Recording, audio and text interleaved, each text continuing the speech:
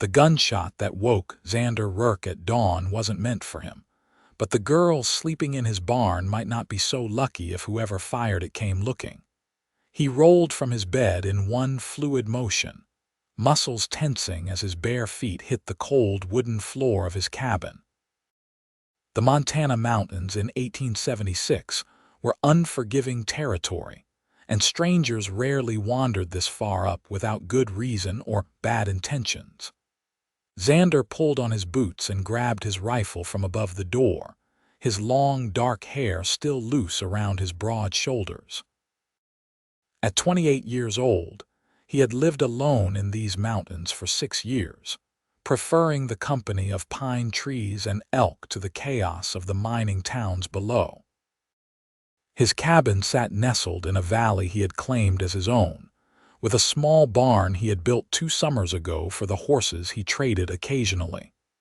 The morning air bit at his skin as he stepped outside, scanning the tree line with eyes that had learned to spot movement in the shadows.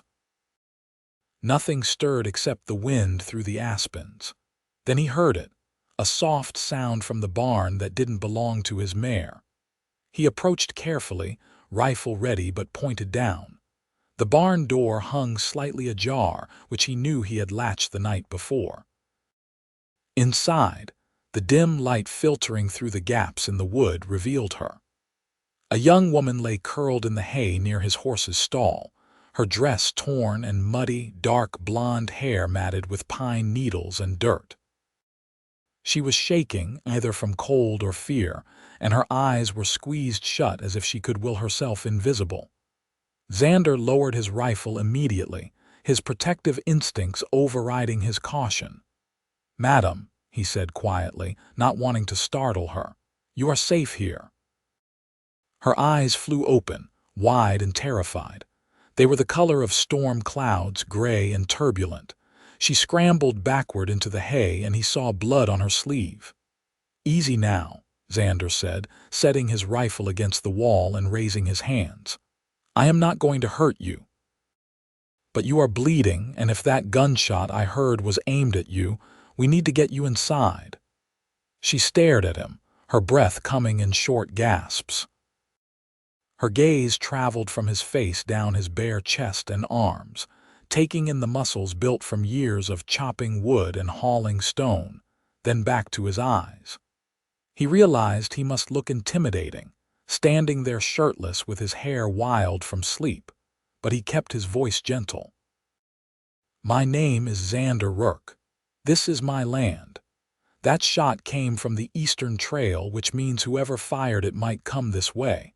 I have a cabin right there," he gestured toward the door, "with a fireplace and medical supplies. Will you let me help you?" She opened her mouth, closed it, then whispered, "They are looking for me." "Who is?" "The men my uncle sold me to." Her voice cracked on the words, and fury rose in Xander's chest like a storm. "No one is taking you anywhere you do not want to go," he said firmly. "Can you stand?" She nodded and tried to rise, but her legs gave out. Xander moved quickly, catching her before she hit the ground. She flinched at his touch, and he felt that flinch like a knife to his gut. "I am just going to carry you to the cabin," he said softly. "I will not hurt you, I give you my word." She looked into his eyes for a long moment, searching for something. Whatever she found there must have satisfied her, because she gave a small nod. Xander lifted her carefully, startled by how light she was. When was the last time she had eaten a proper meal? Her head fell against his chest, as if she had been holding herself together by sheer will, and had finally reached the end of her strength.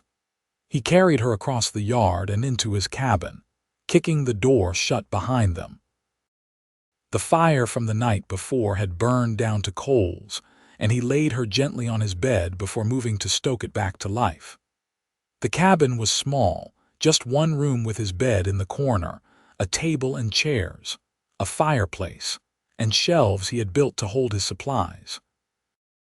It had always been enough for him, but seeing her there made him suddenly aware of how rough and bare everything was. "What is your name?" he asked as he poured water from his bucket into a pot and hung it over the fire to heat. Sarah, she said quietly. Sarah Nash. Sarah. He liked the way it sounded. How long since you have eaten? 2 days, I think. Maybe 3. I lost track. Xander pulled out his store of dried meat and the bread he had baked 2 days ago, along with some preserves he had traded for in town last month. He brought them to her, but she just stared at the food as if she had forgotten what to do with it. May I? He asked, gesturing to the bed. When she nodded, he sat carefully on the edge, keeping distance between them. He tore off a piece of bread and handed it to her. Start slow, small bites. She took it with trembling hands and bit into it. Tears started rolling down her cheeks as she chewed, and Xander felt his heart constrict. What had this woman been through? Let me look at your arm, he said once she had eaten a few bites. She hesitated, then pushed up her torn sleeve. The wound was a graze. The bullet had carved a path through the flesh of her upper arm but had not lodged there. It needed cleaning and bandaging, but she would heal. You were lucky, he said, though he wondered how lucky anyone could be who had been shot at in the first place. This will hurt, but I need to clean it. The water had heated enough. He took his cleanest cloth and began washing the wound as gently as he could. Sarah bit her lip hard enough to draw blood but did not make a sound. The strength in her impressed him. Tell me what happened, he said as he worked. If you want to. She took a shaky breath. My parents died of fever last winter. My uncle took me in, or so I thought. He owed money to some men in Helena, bad men who run a saloon. When he could not pay them, he offered me instead. They came to collect me 3 days ago. I ran. Helena was 40 miles away through rough mountain territory. She had run 40 miles alone, probably without adequate supplies or knowledge of the land. You are braver than most men I have known, Xander said honestly. I am not brave. I am terrified. Her voice broke. But I would rather die free in these mountains than live as someone's property. He finished bandaging her arm and sat back. You will not die in these mountains, and you will not be anyone's property. You are under my protection now for as long as you need it. You do not even know me. I know enough. He stood and moved to the window, scanning the tree line again. Those men, would they track you this far? I do not know. Maybe. They paid good money for me, or so my uncle said. The cold rage that had been simmering in Xander's chest since she first spoke grew colder and harder. He had seen evil in his time, had left civilization partly because of the cruelty men inflicted on each other. But this struck something deep and primal in him. Then they will be disappointed when they do not find you, he said. Eat more than rest. I am going to keep watch. You should not risk yourself for me, Sarah said softly. You do not owe me anything. He turned to look at her, this small, brave woman who had run 40 miles to escape a fate worse than death. Something shifted in his chest, something he had not felt in the 6 years he had lived alone on this mountain. Maybe not, he said, but I am going to help you anyway. Over the next few hours, Xander kept vigilant watch while Sarah slept. He put his shirt on and positioned himself by the window where he could see both the trail leading up from the valley and the barn. His mare whinnied occasionally, but otherwise the morning passed in tense silence. He used the time to think, to plan. If men were hunting Sarah, they would not give up easily if they had paid money for her. They would search the mountain trails, ask questions in nearby settlements. His cabin was remote, but not impossible to find. Trappers and traders knew of him, and a few coins in the right hands might buy information. He needed to make decisions, and they needed to make them together. Around midday, Sarah stirred. She sat up slowly, wincing as she moved her injured arm. Her eyes found him immediately, and he saw the wariness there, the expectation that something bad was about to happen. It made him angry all over again at whoever had taught her to expect cruelty. How do you feel? He asked. Better. Sore, but better. She looked down at herself, at her ruined dress and dirty skin. "I must look awful. You look like someone who survived something terrible," Xander said. "There is no shame in that." He heated more water and gave her soap and a clean shirt of his to change into. While she washed up behind the curtain he strung across the corner for privacy, he cooked a proper meal. Venison stew with vegetables from his small garden, biscuits and coffee. When she emerged wearing his shirt, which hung nearly to her knees, her hair damp and combed, he caught his breath. She was beautiful, but more than that, she looked younger than he had first thought. The dirt and terror had aged her. "How old are you, Sarah?" he asked carefully. 22, she said. "Old enough to be sold off like livestock, according to my uncle. Good." Not that any of this was good, but at least she was not a child. The thought of what might have happened to her made him grip his spoon too hard. They ate together at his small table, and Xander watched her gradually relax as the food and warmth worked their magic. Color returned to her cheeks and her hands stopped trembling. "I heard only one shot this morning," he said as they finished eating. "Do you know if there are multiple men searching for you? There were 3 who came to my uncle's house. I only saw 2 following me through the mountains, but I cannot be certain." "Did they see which direction you went?" "I do not think so. I was careful to hide my trail as much as I could. I learned some tracking from my father when I was young." A sad smile crossed her face. "He taught me a lot about surviving in the wilderness. He used to take me hunting with him. My mother hated it, thought it was not proper for a girl, but he insisted. He said the world was dangerous and I should know how to take care of myself. He sounds like a wise man." He was. Tears filled her eyes again. "I miss them so much." Xander reached across the table and covered her hand with his, a gesture that surprised them both. "I am sorry you lost them." She looked down at his large, calloused hand covering hers, and something flickered across her face. Not fear this time, something else, something warmer. "Thank you," she whispered, "for everything, for not turning me away, for feeding me, for believing me." "Why would I not believe you?" "My uncle did not believe me when I told him what those men wanted, or maybe he did not care.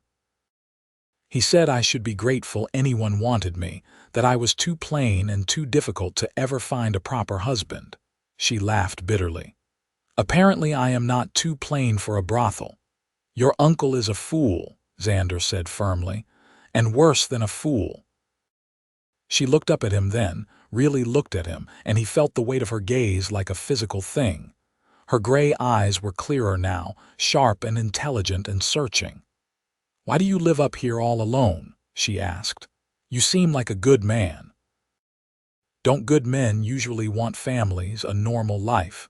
It was a fair question, though not one he was used to answering. He considered deflecting, but something about Sarah made him want to be honest. "I was in the war," he said finally. "The last years of it, but I saw enough. When it ended, I tried to go back to normal life, but I could not. The noise, the crowds, the violence that seemed to simmer under everything. I felt like I could not breathe. So I came here to the mountains where it is quiet and simple, where I could build something with my own hands and be accountable to no one but myself." "Do you regret it? Being alone?" He thought about that. Until this morning, he would have said no without hesitation.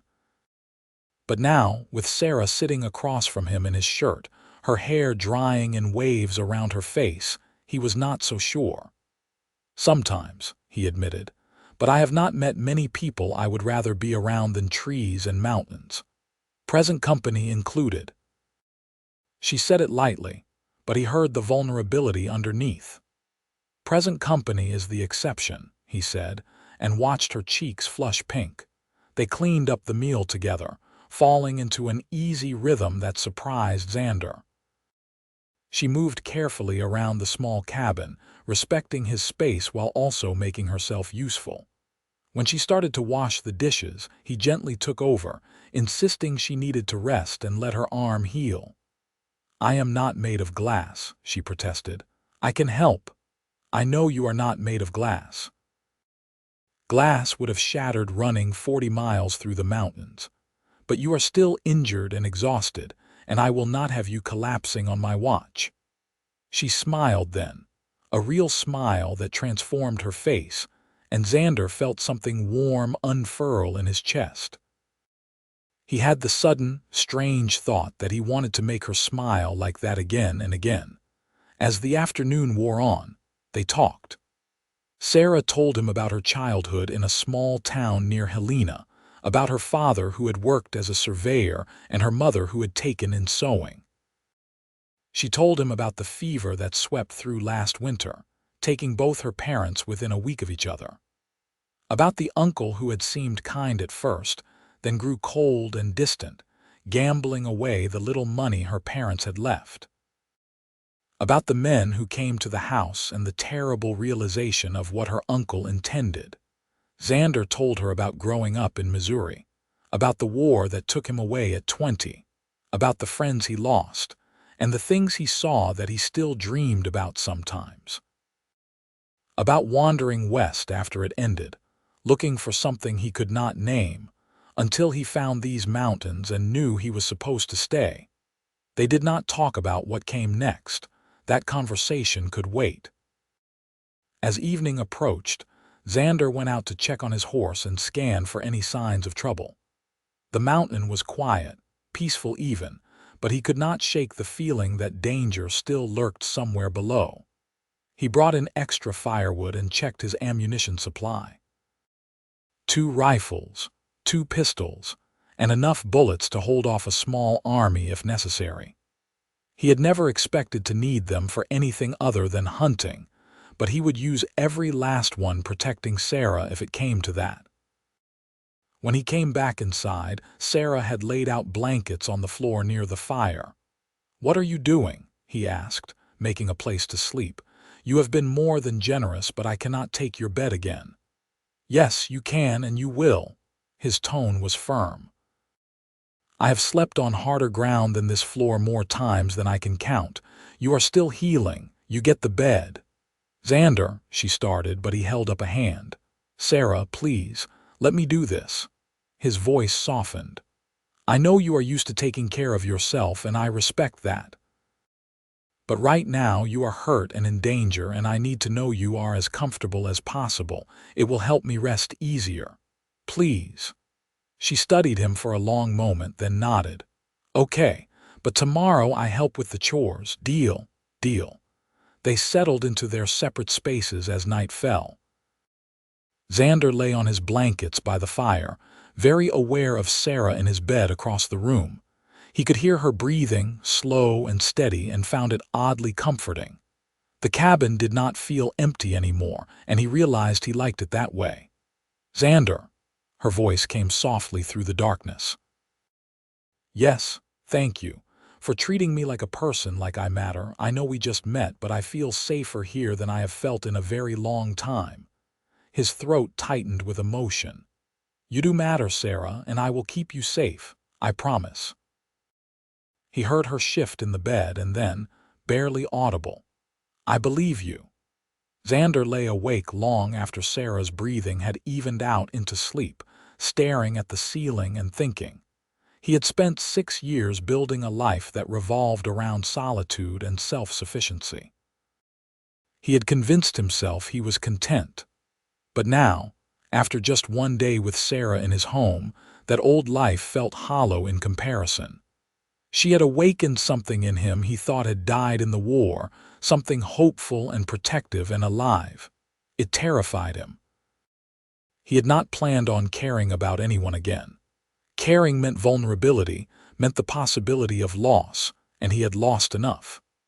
But Sarah had stumbled into his barn and his life, and now he could not imagine sending her away even after the danger passed.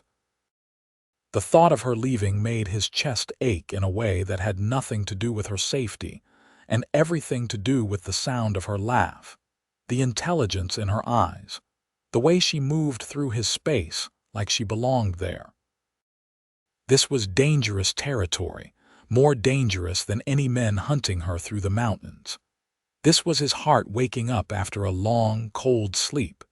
The next morning dawned clear and cold. Xander woke before sunrise to find Sarah already up, stirring the fire and heating water for coffee. She had braided her hair and was still wearing his shirt with her somewhat cleaner dress over it. "You should have slept longer," he said, sitting up and running a hand through his hair. "I am used to waking early. Besides, I told you I wanted to help." She poured him coffee in his tin cup and handed it to him with a shy smile. "I hope I did this right. I had to guess at how much coffee to use." He took a sip. It was perfect, strong and hot, and exactly what he needed. "You guessed well." They shared a simple breakfast of cornmeal mush and dried fruit. Then Xander laid out his thoughts. "I have been thinking about our situation," he said. "Those men might not find us here, but they might. Even if they do not, you cannot hide forever. We need a plan." "I have been thinking too," Sarah said. "I could try to get to Fort Benton. I have a cousin there, my mother's sister's daughter. We were close as children. If I could reach her, she might take me in." Fort Benton was over 100 miles north, through territory that was even rougher than what Sarah had already crossed. Xander's jaw tightened. "That is a long, dangerous journey." "I know, but what choice do I have? I cannot stay here forever, imposing on your hospitality and putting you in danger." "You are not imposing." The words came out harder than he intended, and Sarah looked startled. He took a breath and continued more calmly. "I mean, you are welcome here as long as you need.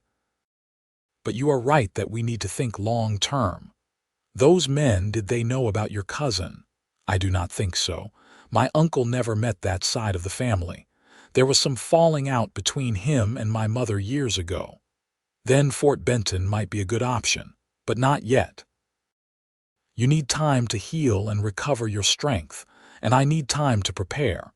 If we are going to make that journey, we will do it right, with enough supplies and a plan."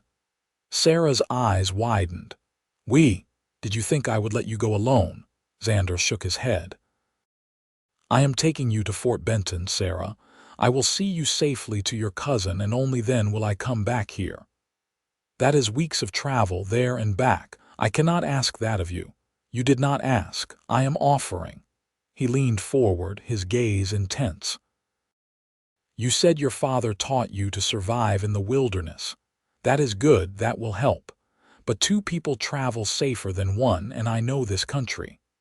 Besides," he added with a slight smile, "I have been meaning to visit Fort Benton. The trading post there has supplies I cannot get anywhere else."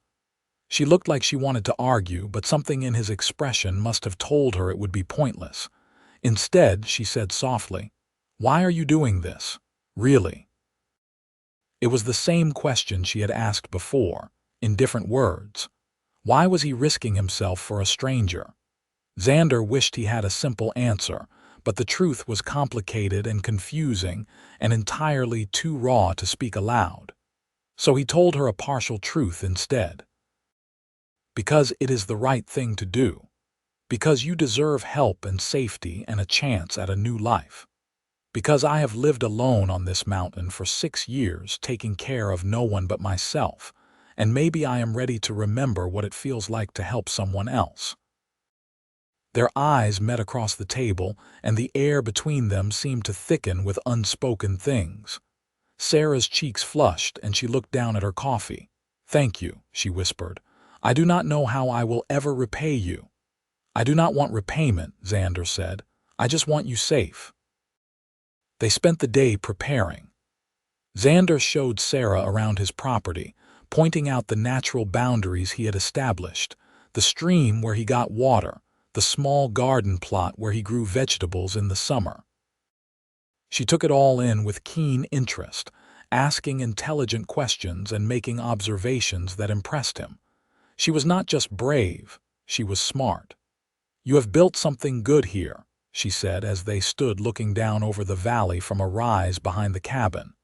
"I can see why you love it." "It is mine," he said simply. "Every log, every stone, I put it there myself. There is satisfaction in that. But it is lonely too, is it not? She glanced at him. All this beauty and no one to share it with. He did not answer immediately, looking out over the endless mountains stretching in every direction. Finally, he said, "It has not felt lonely until now." "What do you mean?" "I mean that I did not know what I was missing until you came along and showed me." The words hung in the air between them, heavy with implication. Sarah's breath caught, and Xander realized he had said too much. It was too soon. They had known each other for barely 2 days, and she was vulnerable and dependent on him. He should not be saying things like that, should not be feeling things like this.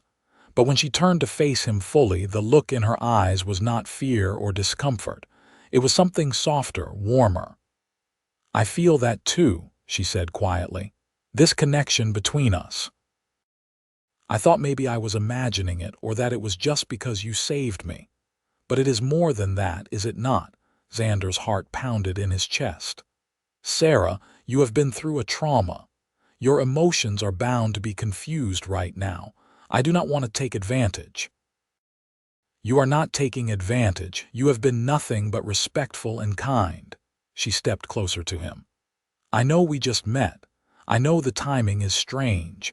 But I have never felt this way before, this pull toward someone. When I look at you, I feel safe, but also something more. Something I do not have words for yet." He wanted to close the distance between them, to pull her into his arms and never let go.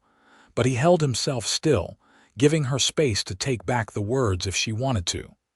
"I feel it too," he admitted. "From the moment I saw you in my barn, something in me just knew. I cannot explain it either. But Sarah, I need you to be sure. I need you to have time to think clearly without fear clouding everything. I will not rush you into anything." She smiled then, that beautiful smile that made his heart stutter. "You are a good man, Xander Rourke, a rare thing in this world." "I am just a man who chops wood and talks to his horse," he said lightly, trying to ease the intensity of the moment. "Do not make me into something I am not." "I see you clearly," Sarah said. "Maybe more clearly than you see yourself."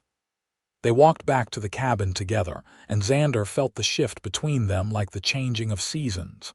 Something had been acknowledged, a truth spoken into existence that could not be taken back. They were not just a mountain man and a woman he was helping anymore. They were two people beginning to care for each other in ways that would change everything. Over the next week, they fell into a routine. Sarah's arm healed quickly, and true to her word, she insisted on helping with the daily chores. She proved to be remarkably capable, tending the garden, cooking meals that were far better than Xander's usual simple fare, and even helping him repair a section of the barn roof that had been damaged over the winter. They worked side by side in comfortable silence, the kind that only comes when two people are truly at ease with each other. In the evenings, they would sit by the fire and talk for hours. Sarah told him stories about her childhood, and he found himself telling her things he had never spoken aloud to anyone. About his family back in Missouri, who he had not seen in 10 years, about the guilt he carried from the war, about the nightmares that sometimes still woke him in the dead of night. "You think you will ever go back?" she asked one evening. "To Missouri to see your family?" "I do not know," he admitted. "I left angry and hurt. Things were said that cannot be unsaid. My father thought I was a coward for coming west instead of rebuilding our farm after the war. Maybe he was right." "He was not right," Sarah said firmly. "Staying somewhere that hurts you does not make you brave. It just makes you hurt. You did what you needed to do to survive and heal. There is no shame in that." Her words soothed something raw in him. He reached out and took her hand, and she laced her fingers through his as if it was the most natural thing in the world. They had not kissed, had not done more than hold hands and sit close to each other, but the intimacy between them was growing deeper every day. Xander felt like he was learning her language, the way her eyes crinkled when she was amused, the way she bit her lower lip when she was thinking hard about something, the way her whole face lit up when she was genuinely happy. He was falling in love with her. There was no other word for it. He had tried to tell himself it was too fast, too impossible, but the heart did not care about timing or logic. She had become essential to him in a way that terrified and thrilled him in equal measure. On the 8th day, everything changed. Xander was out checking his snare traps in the early morning when he saw them. 2 men on horseback, picking their way up the mountain trail. They were still distant, maybe an hour away, but they were definitely coming in his direction. He felt his blood run cold. He ran back to the cabin, covering the distance in record time despite the rough terrain. Sarah was hanging laundry outside and looked up in alarm when she saw his face. "What is wrong?" "2 riders coming up the trail. We need to assume they are looking for you." The color drained from her face. "Are you sure?" "No one else has reason to come up here. Get inside, stay away from the windows." They went into the cabin and Xander gathered his weapons, checking and rechecking everything. His mind raced through options. Hide Sarah in the mountains. Too risky if they had trackers. Try to ambush the men before they reached the cabin. Possible but dangerous. Bluff and claim he knew nothing. That might work if they had no evidence Sarah was here. "What are we going to do?" Sarah asked, her voice steady despite the fear in her eyes. "I am going to meet them on the trail before they reach the cabin," Xander said. "If I can convince them I have not seen you, they might move on. And if you cannot convince them," he met her eyes, "then I will stop them from taking you." "Xander, no. I will not let you get hurt or killed for me. Maybe I should just go with them, keep you safe." "No." The word came out like a gunshot. He crossed to her and took her shoulders gently but firmly. "Sarah, listen to me. You are not going with them. You are not going back to that life." "I will not allow it, do you understand?" Tears filled her eyes. "I cannot lose you. Not now, not after I just found you." The confession hung between them, raw and honest. Xander felt something crack open in his chest, and he did what he had been wanting to do for days. He cupped her face in his hands and kissed her. It was not a gentle kiss, not tentative or questioning. It was fierce and claiming and full of all the emotion he had been holding back. Sarah made a soft sound against his mouth and kissed him back just as fiercely, her hands fisting in his shirt. When they finally broke apart, both breathing hard, Xander rested his forehead against hers. "I am coming back to you," he said. "I promise. But I need you to stay here out of sight until I deal with this. Can you do that?" She nodded, tears streaming down her face. "Be careful, please." He kissed her once more, softer this time, then grabbed his rifle and headed out. His heart pounded with a mixture of adrenaline and fear, but his hands were steady. He had been a soldier once. He knew how to handle dangerous men. Xander positioned himself on the trail about a quarter-mile from the cabin, in a spot where he would see the riders coming, but they would have to pass through a narrow gap between 2 large boulders. It gave him the advantage of position if things went badly. He did not have to wait long. The 2 men rounded the bend on horseback, and Xander stepped into view with his rifle held casually but ready. Both men pulled up short, their hands moving to their own weapons. "That is far enough," Xander called out. "This is private property. State your business." The men exchanged a glance. They were rough-looking, the kind who made their living doing things good people did not ask about. The one on the left, older with a scar across his cheek, spoke first. "We are looking for someone. A girl, early 20s, dark blonde hair. Ran away from Helena about a week and a half ago. We tracked her this direction. You seen anyone like that?" "I have not seen anyone," Xander said truthfully. He had found her, not seen her coming. "I live alone up here, do not get many visitors." "Mind if we look around?" the second man asked. He was younger, meaner-looking, with eyes that held no warmth. "Yes, I mind. You are on my land, and I am telling you I have not seen your girl. Time for you to move along." "Now listen here," the scarred man said, his voice hardening. "We paid good money for that girl, and we are not leaving these mountains without her. If you are hiding her, it will go badly for you. And if you do not turn around and ride back down that trail, it will go badly for you," Xander said, his voice cold as winter. "I am a patient man, but you are testing my limits. I said I have not seen her.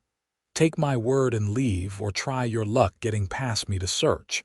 But I promise you, only one of those options ends with you riding away on your horses." The tension stretched taut as a bowstring. Xander could see the calculation in the men's eyes, weighing the odds. They were armed, 2 against 1, but Xander had position and a rifle already aimed in their general direction. More importantly, he had conviction. He would die before he let them reach Sarah, and that kind of determination was a weapon all its own. Finally, the scarred man spat in the dirt. "This is not over. We will keep looking, and if we find out you lied to us, we will be back."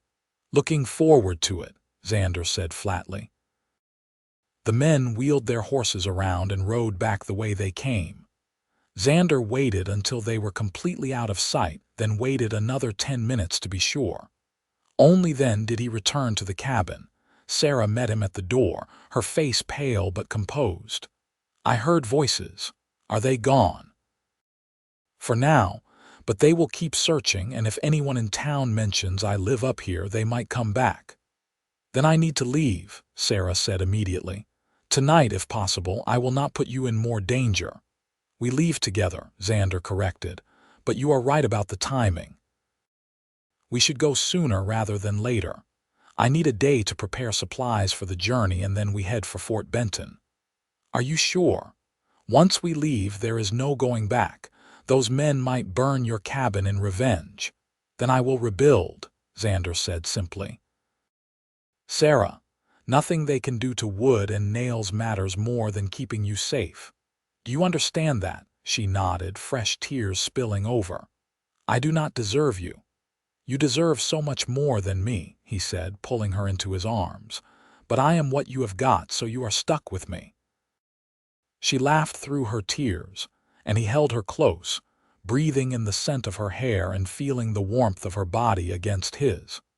This woman had changed everything in less than 2 weeks. His priorities, his plans, his entire understanding of what he wanted from life. He had thought he wanted solitude, but what he really wanted was her. Her laughter in his cabin, her hand in his, her future tangled up with his in ways he was only beginning to understand. They spent the rest of that day and the next preparing for the journey. Xander packed his horses with supplies. Food, blankets, ammunition, tools, and everything they might need for the long trip north and Sarah's new life in Fort Benton. He tried not to think about the fact that he was helping her get to a place where she would stay, where she would build a life without him. That was the right thing to do, give her a chance at safety and normalcy. Even if it meant leaving his heart in Fort Benton when he rode back to his cabin alone. If his cabin was even still standing, the night before they planned to leave, Xander could not sleep. He lay on his blankets by the fire, staring at the ceiling and trying to memorize every detail of this place he had built. Sarah's voice came softly from the bed. "Xander, are you awake?" "Yes." "I cannot sleep either, too much thinking." "What are you thinking about?" A long pause, then. "You, us. What happens after we reach Fort Benton?" His heart clenched. "You will be safe there. Your cousin will help you start over. And you will come back here alone. That was always the plan." Another pause, then. "What if I do not want that plan?" Xander sat up, his pulse quickening. "Sarah, what are you saying?" He heard rustling as she got out of bed and moved toward him. In the firelight, wearing his too large shirt with her hair loose around her shoulders, she looked like something from a dream. She knelt beside him on his blankets. I am saying that I know we have not known each other long. I know this is fast and strange and maybe even crazy. But Xander, I have never felt this way about anyone. When I think about getting to Fort Benton and you leaving, it feels like someone is tearing my heart out. I do not want to lose you. You are not losing me, he said, reaching for her hand. I will visit. Fort Benton is not so far that I could never see you again. That is not what I mean. She took a shaky breath. I mean, I want to be with you, really be with you. I want to build a life together, whether that is in Fort Benton or here or somewhere else entirely. I want to wake up next to you every morning and fall asleep beside you every night. I want everything, Xander. If you want that too. His breath caught in his throat. She was offering him everything he wanted but had been afraid to ask for, afraid he had no right to ask for. Sarah, are you certain? You have been through so much. I do not want you to make a decision based on gratitude or fear or anything other than what you truly want. I am certain, she said firmly. I have had plenty of time to think about this. Yes, you saved me, and yes, I am grateful. But that is not why I care about you. I care about you because you are kind and strong and honest, because you listen when I talk and you make me laugh. Because when I am with you, I feel like I can be fully myself without hiding or pretending. Because you look at me like I am precious, like I matter.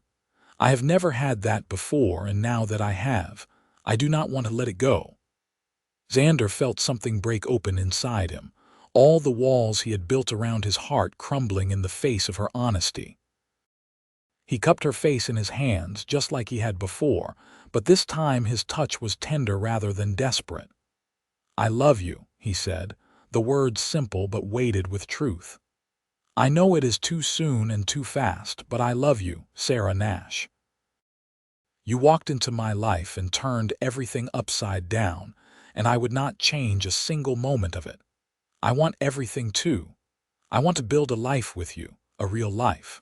I want to wake up next to you and grow old with you and never spend another day alone. She smiled, radiant and beautiful, and kissed him. This kiss was different from the first, softer and deeper, a promise rather than a plea. Xander pulled her closer and she came willingly, settling into his arms like she belonged there. They kissed until they were both breathless, until the fire burned down to embers and the cabin grew cold, until nothing existed except the two of them, and the feelings they could no longer deny. Marry me, Xander said against her lips. I know I should court you properly, should give you time and romance and everything you deserve, but I do not want to wait. Marry me, Sarah, be my wife. Yes, she breathed. Yes, 1,000 times yes. They held each other through the rest of the night, talking quietly about the future. They would still go to Fort Benton, but together and as a couple planning to marry. They would find a preacher there and make it official, then decide together where to settle.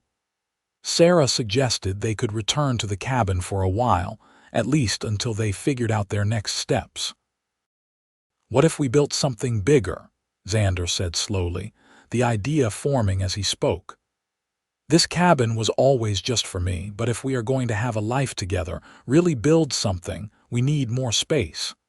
I could add on to this cabin, make it a proper house. Big enough for a family if that is something you want someday. A family, Sarah repeated softly, wonder in her voice. I had given up on that dream, but with you.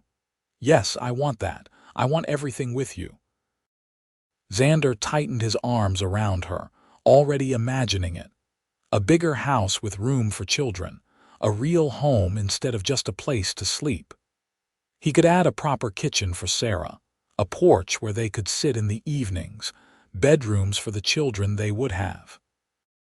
The mountain that had been his refuge would become their shared sanctuary, a place to build the kind of life he had stopped believing was possible. They left at dawn the next morning, Xander on his big gelding and Sarah on the gentler mare, with a pack horse trailing behind carrying their supplies.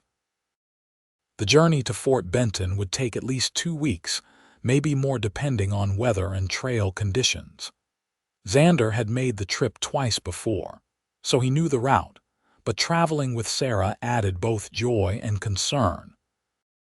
He would need to be constantly vigilant, watching for dangers both natural and human. The first few days passed without incident. They traveled north through mountain passes, following game trails and staying off the main routes as much as possible. Sarah proved to be an excellent traveling companion, never complaining about the hard ground or long days in the saddle. She had not exaggerated her outdoor skills. She knew how to move quietly through the wilderness, how to read weather signs, how to make a camp efficiently. At night, they would make camp and sit close by the fire, talking and planning. Xander had never been much for talking before Sarah, but now he found he could not stop. He wanted to know everything about her, every thought and dream and memory. And she seemed to feel the same, asking him questions about his life and listening to his answers with genuine interest. On the fifth night, as they lay wrapped in blankets under a sky full of stars, Sarah said, "Tell me about the house you want to build." "The house? You mentioned adding on to the cabin, making it bigger. I want to hear what you are imagining." Xander smiled in the darkness. "Well, I would start by doubling the size of the main room. Add a proper kitchen with a good stove, maybe windows that actually open for cross breeze in summer. A bedroom for us, separate from the main room for privacy, and then later when we need them, rooms for children." "How many children are we having in this plan?" Sarah asked, and he could hear the smile in her voice. "I do not know. How many do you want?" "I always imagined 3 or 4 if I was blessed enough. A house full of noise and love and chaos." "That sounds perfect," Xander said honestly. "I could build a second story if we needed it. And I have been thinking, there is a spot just south of where the cabin sits now, better view of the valley, more sunlight. We could build there instead of adding on, start fresh with exactly the house we want." "That would be a lot of work. I like work. Especially if I am building something for us for our future." He pulled her closer. "Besides, you will be helping. I have seen you swing a hammer. You are not getting out of this." She laughed and snuggled into his warmth. "I would not dream of it." They talked late into the night about their house, adding details and imagining every room. A porch that wrapped around the front, a root cellar for storage, a workshop where Xander could do carpentry through the long winters. It was more than just planning a building. It was dreaming a life into existence, brick by brick and word by word. On the 8th day, they had their first real scare. They had stopped at a stream to water the horses when Xander spotted riders in the distance. 3 of them this time, and even from far away he recognized the scarred man from before. "We need to move now," he said quietly to Sarah. She followed his gaze and paled but did not panic. They mounted quickly and urged the horses into the cover of the pine forest. Xander led them deeper into the woods, away from the main trail, following a path only someone who knew the mountains well would recognize. The riders were still visible occasionally through the gaps in the trees, searching. They rode hard for an hour before Xander was satisfied they had lost their pursuers. He found a sheltered spot behind a rockfall where they could hide and rest the horses. Sarah was shaking slightly, and he pulled her close. "They are persistent," she said. "How much did my uncle owe them?" "It does not matter. They cannot have you. What if they catch us?" "They will not." Xander's voice was hard as iron. "I will make sure of it." They waited in hiding until well after dark before moving again, traveling by moonlight to put more distance between themselves and the searchers. It made the journey slower and more dangerous, but Xander refused to risk another encounter. Not when they were so close to safety. Finally, on the morning of the 14th day, Fort Benton came into view. The town sprawled along the Missouri River, a bustling hub of trade and commerce in the Montana Territory. Steamboats docked at the levee, and the streets were crowded with trappers, traders, soldiers, and settlers. After 2 weeks in the wilderness, the noise and activity felt overwhelming. "Are you all right?" Xander asked Sarah as they rode into town. "Just taking it all in. I forgot what civilization looked like." They found a boarding house that would rent them 2 rooms, and Xander paid for a week while they figured out their next steps. The first priority was finding Sarah's cousin. Her name was Catherine Monroe, and Sarah thought she lived somewhere on the north side of town, though she did not have an exact address. It took 2 days of asking around before they found her. Catherine lived in a small but tidy house with her husband, who worked as a clerk for the trading company. When Sarah knocked on the door and Catherine opened it, both women froze for a moment before Catherine let out a cry of joy. "Sarah. Sarah Nash, is that really you? Hello, Kathy." The cousins embraced, and Xander felt a weight lift from his shoulders. This was real. Sarah would have family here, people who cared about her beyond him. It meant she would truly be safe, would have options and support. Catherine invited them both inside and insisted they stay for dinner. Over the meal, Sarah explained a carefully edited version of what had happened, leaving out some of the worst details about her uncle but making it clear she needed a new start. Catherine and her husband, Thomas, exchanged glances, and Xander could see them having a silent conversation. "You can stay here," Catherine said finally. "We have a spare room, and Thomas and I have been talking about taking in a boarder anyway to help with expenses. Family does not even need to pay, you just help around the house." "That is incredibly generous," Sarah said, tears in her eyes. "But actually, I have other plans. Xander and I are getting married." Catherine's eyes went wide, and she looked between Sarah and Xander with surprise that quickly turned to a knowing smile. "Well now, that is wonderful news. How long have you two been courting?" "Not long," Xander admitted. "But when you know, you know," Thomas laughed. "I proposed to Catherine after 2 weeks. Sometimes these things just happen fast. Congratulations to you both." They spent the rest of the evening in warm conversation, and Xander felt himself relaxing for the first time since they had left his cabin. Catherine clearly adored Sarah, and Thomas seemed like a good, honest man. Even if he and Sarah did go back to the mountains, she would have people here, connections to the wider world beyond his remote valley. The next day, they found the town's preacher and arranged for a wedding. Xander bought a simple gold ring from the trading post, and Sarah used some of the money he insisted she take to buy a dress that was not torn or stained. It was not fancy, just a simple blue cotton, but when she put it on, Xander thought she looked more beautiful than any woman he had ever seen. They married 3 days after arriving in Fort Benton, in the small church with Catherine and Thomas as witnesses. Xander had never been a particularly religious man, but standing before the preacher and promising to love and honor Sarah for the rest of his life felt sacred in a way he had not expected. When the preacher said he could kiss his bride, Xander cupped Sarah's face gently and kissed her with all the love he felt, and she kissed him back with tears of joy streaming down her face. "I love you, Mrs. Rourke," he whispered against her lips. "I love you too, husband," she whispered back. Catherine and Thomas hosted a small celebration dinner, and a few of their neighbors joined. It was simple and warm and perfect. Xander sat with his arm around Sarah's shoulders, listening to her laugh at Catherine's stories, and felt a contentment he had never experienced.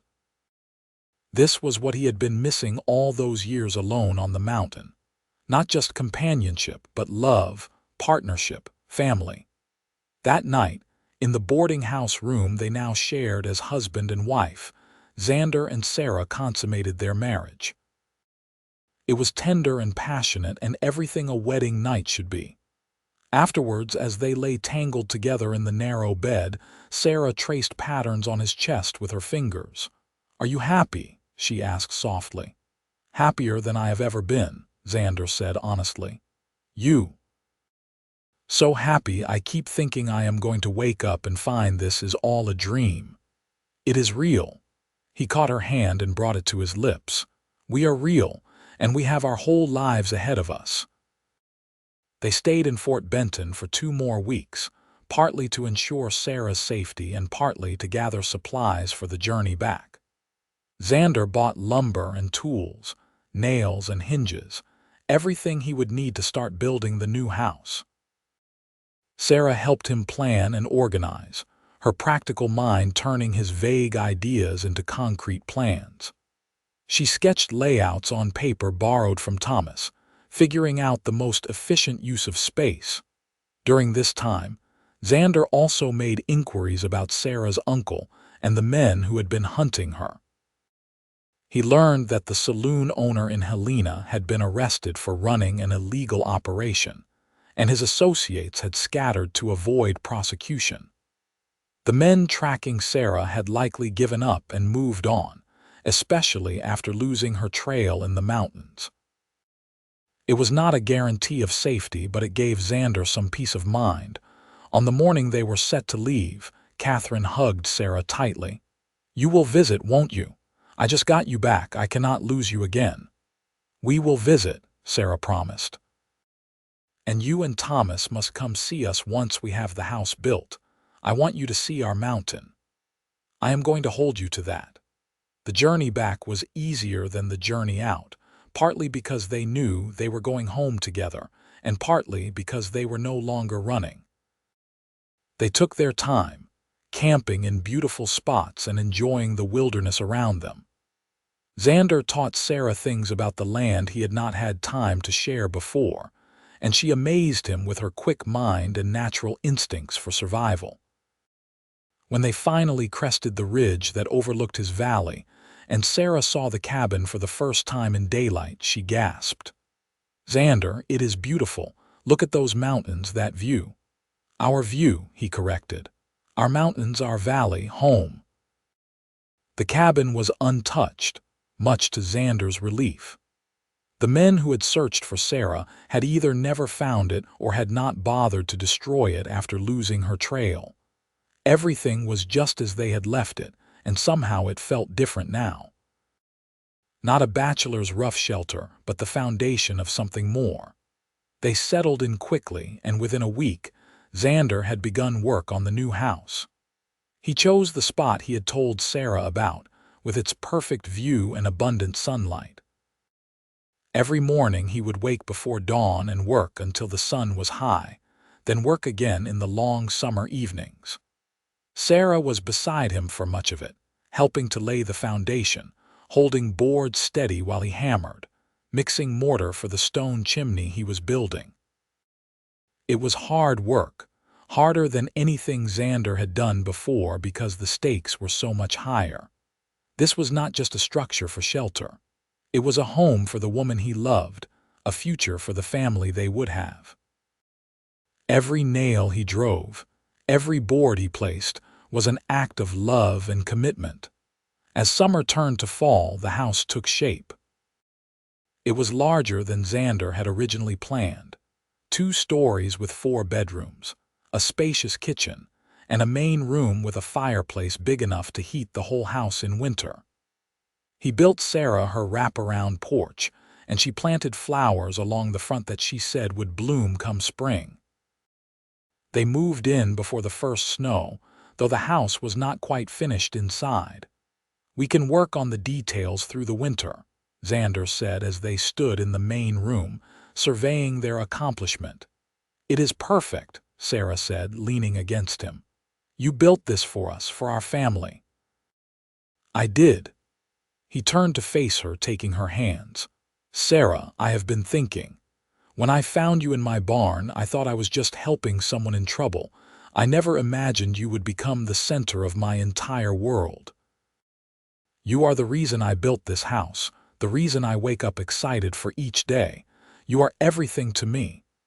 She smiled up at him, her gray eyes shining with love. "You saved me in more ways than you know. You gave me safety, yes, but more than that, you gave me love and hope and a future I had stopped believing I could have. This house, this life, it is more than I ever dreamed possible." They kissed in the main room of their new house as the first snow began to fall outside, soft and silent. The mountain that had been Xander's solitary refuge was now a shared paradise, a home filled with love and possibility. That winter was the happiest of Xander's life. He and Sarah settled into married life with an ease that felt like they had been together for years, rather than months. She proved to be an excellent homemaker, keeping their big house warm and welcoming despite the harsh Montana winter. He continued doing finish work on the house, building furniture and shelves and all the little touches that turned a structure into a home. In the evenings, they would sit by the fire and read, or Sarah would sew while Xander carved, their companionship comfortable and deep. They talked about everything and nothing, played cards and checkers, made love in their big bed while the wind howled outside.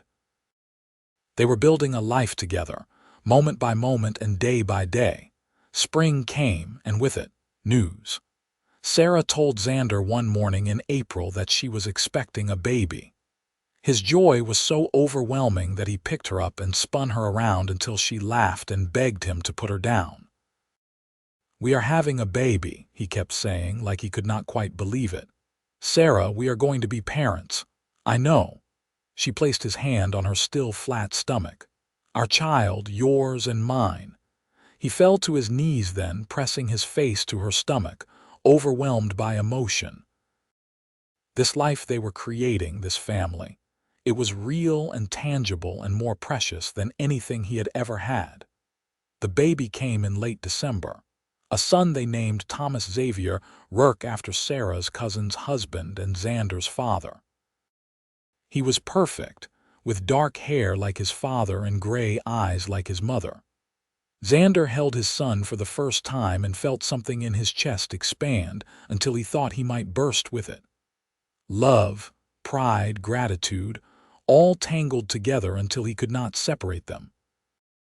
Sarah recovered quickly from the birth, and soon their house was filled with the sounds of a baby crying, cooing, gurgling.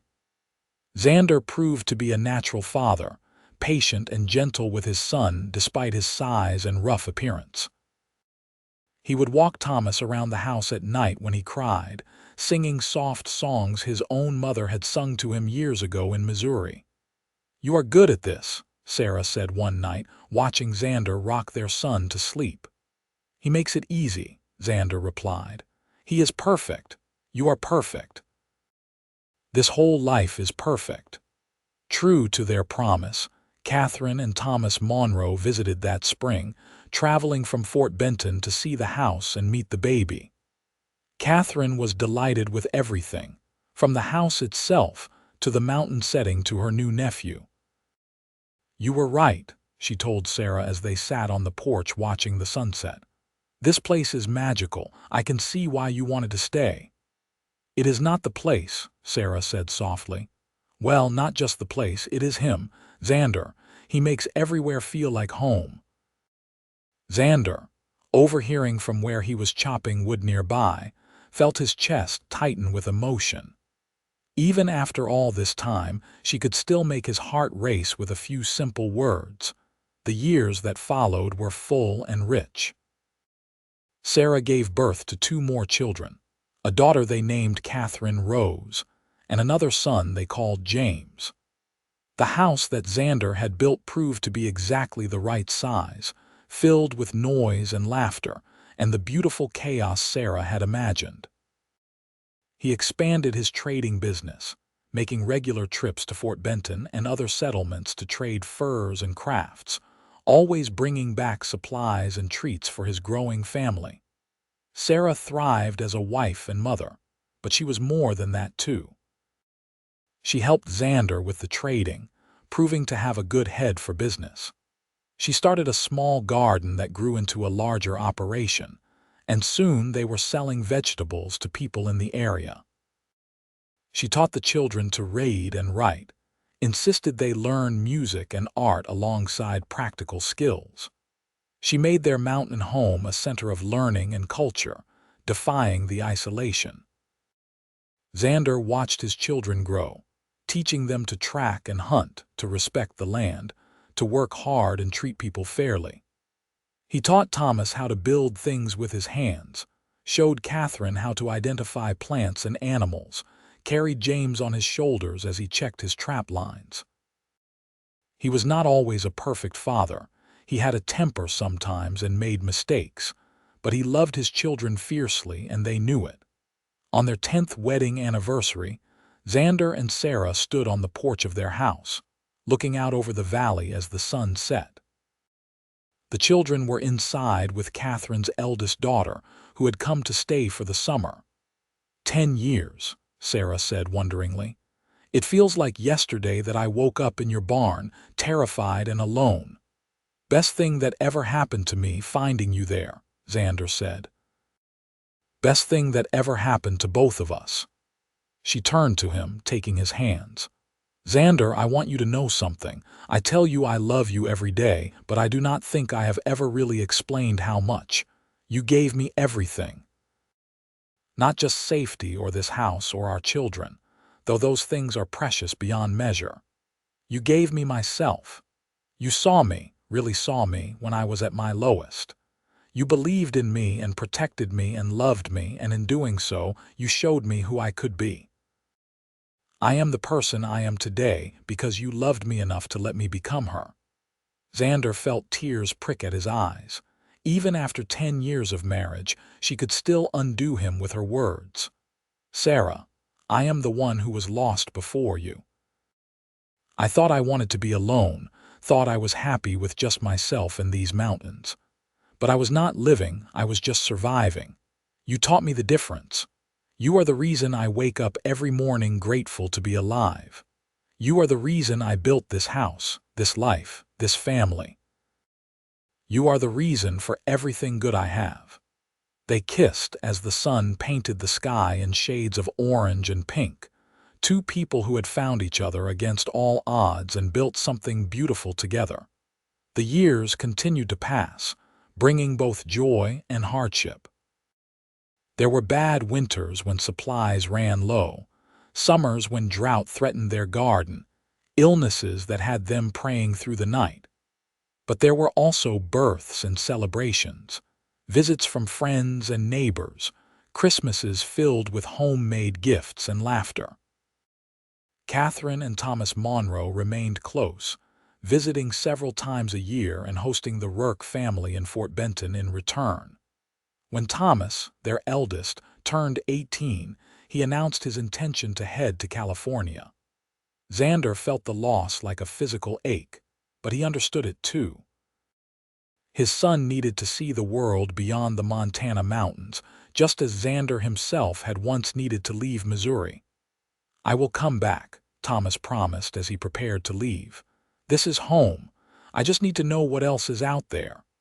I know, Xander said, embracing his son. Go, see the world, have adventures. We will be here when you are ready to come home.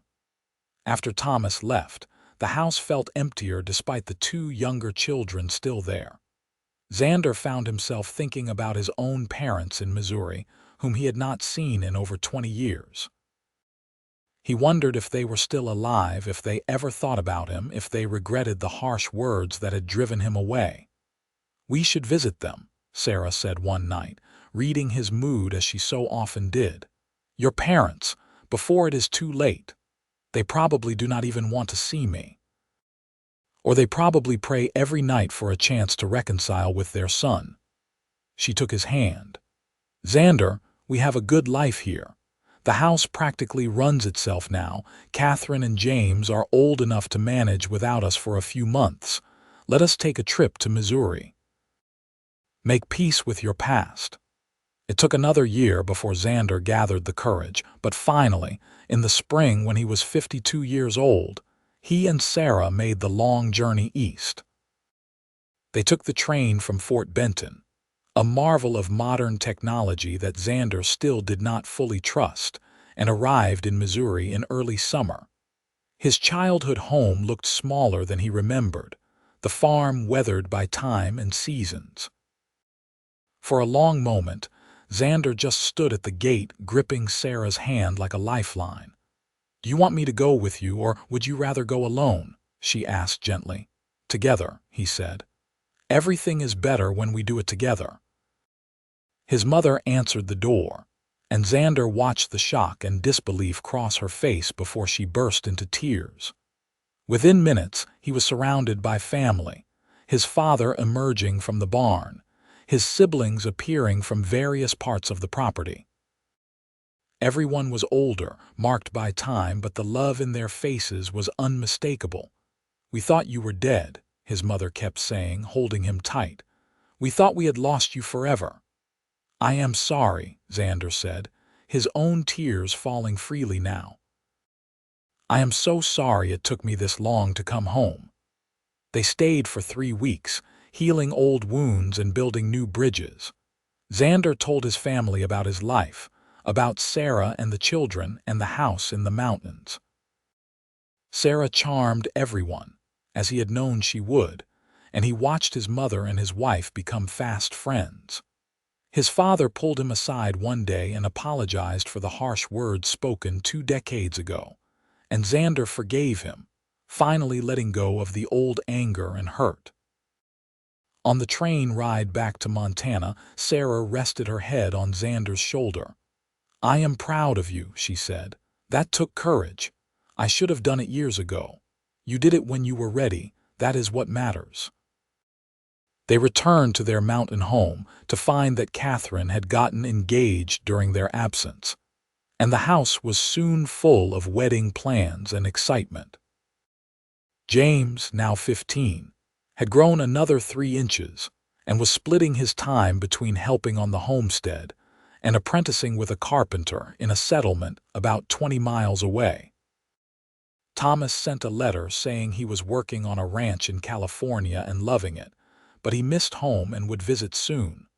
Life continued its beautiful, complicated dance.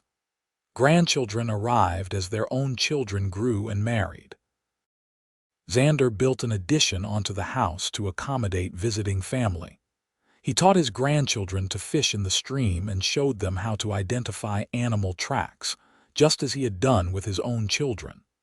Sarah kept them all organized and fed, the heart of their ever-growing family.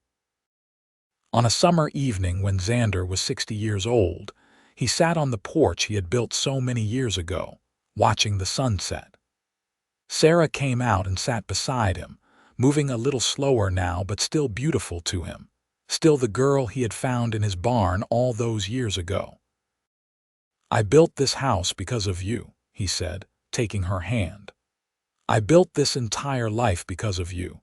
If you had not stumbled into my barn that morning, I would still be alone in that tiny cabin, thinking I was content. You showed me what real happiness looks like." "We showed each other," Sarah corrected gently. "I was running and lost and terrified, and you gave me a reason to stop running. You gave me a home, not just in this house, but in your heart. We built this life together, Xander, every bit of it." He pulled her close, and she rested her head on his shoulder as they watched the sun paint the mountains in gold and purple. 3 generations of family moved about inside the house, their voices and laughter floating out through the open windows.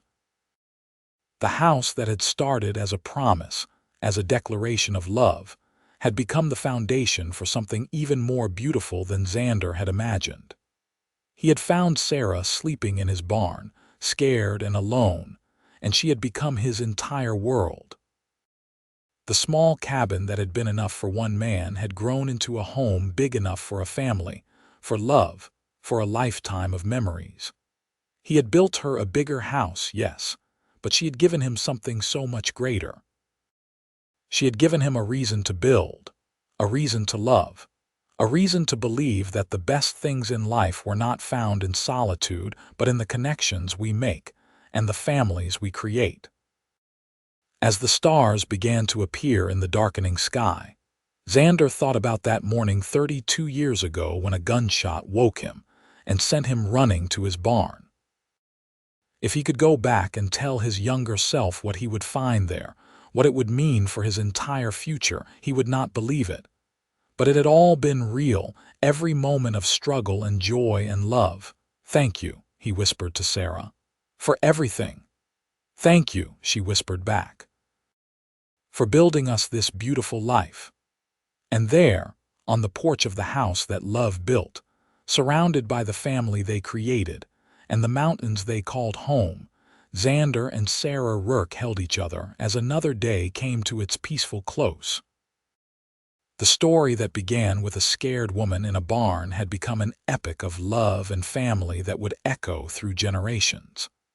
The mountain man had indeed built a bigger house, but more importantly, he had built a bigger life, filled with more love than one heart could hold.